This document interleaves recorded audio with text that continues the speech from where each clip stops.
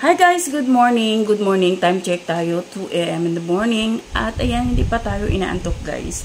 So magchika muna tayo. So napanood nyo na ba ang mall show ni Kim at saka ni Paulo sa Jinsan at saka sa Coronadal?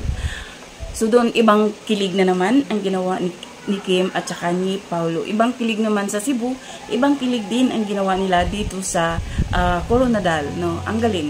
Ibang-iba na talaga si Paulo Abilino guys. Makikita niyo naman dyan, di ba? Kung paano siya magpakilig, kung paano niya akbayan o hawakan si Kim. Grabe, ibang-iba na talaga ang Paulo Abilino ngayon. So, hindi siya ganyan dati, pero ngayon talagang na-influence na talaga siya ni Kim. Si Kim kasi bubbly, makulit, maingay. Si Paulo ngayon, ano na siya, sumasabay na talaga siya sa kay Kim. So, di ba, kung anong kilig ang binigay nila sa Coronadal.